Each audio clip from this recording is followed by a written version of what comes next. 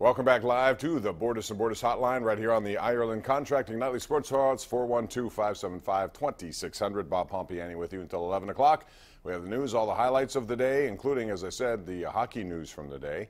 And the Penguins come back home. They got to do some things. I'm just curious out there if you have a thought about the Penguins, where they are right now, which is the outside looking in, but very close in a very tough division and a tight division in the Metropolitan Division of the Eastern Conference. So let me know what you think about that. Got a lot of tweets here on Twitter at KD Henry says, why wasn't the defender who took out Gronk ejected? The answer, Henry, to that is because it's not the college game. In college, you would be.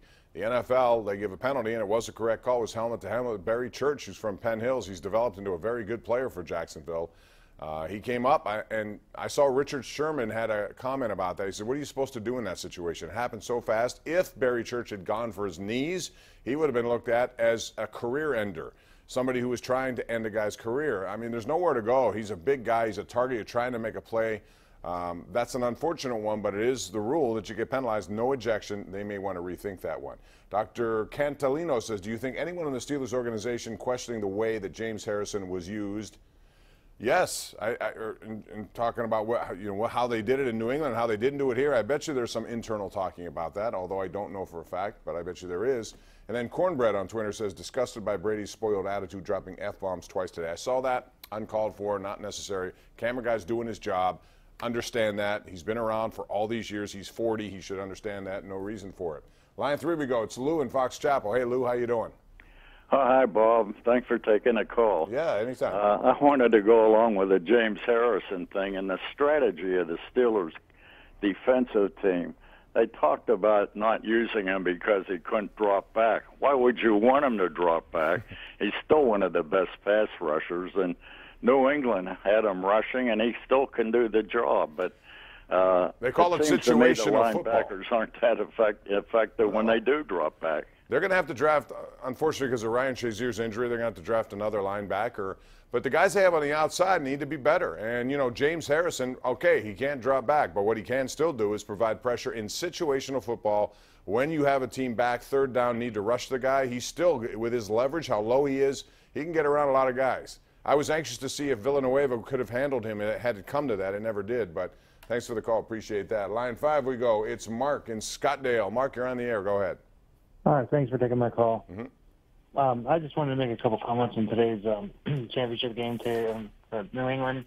I thought it was a really well-scripted game. For Jacksonville? For New England and Jacksonville, yes. Okay. I believe that, of course, Jacksonville, they did a lot. But in the end, it just came down to, New England, just doing just enough to win, same story. And I'm not even a New England hater, but there's a lot of people on social media who are just discussing about the whole thing today. And well, I have a feeling that the ratings for the Super Bowl are going to be very low because people are just, quite frankly, just tired of seeing New England go there. And I would agree with that. I'm not going to say very low, though. They're always the biggest numbers of the year. And thanks for the call. It will be again. The question is, there are people who are tired of it, tired of certain things with the NFL. The anthem debate still rages on. So you may see, certainly not. They're going to win the time slot all the way across the board. There's not even a question about that. The question is, how much of a drop-off will you see from last year or some of the highs they've had over the years?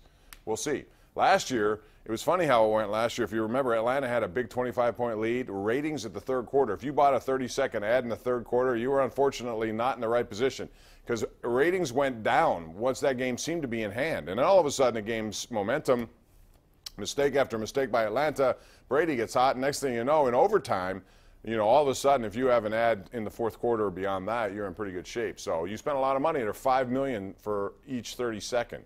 We'll see what happens. We got to do a break here. Jimmy and Bobby, hang on. We'll try to get your calls in next right here live on Pittsburgh CW.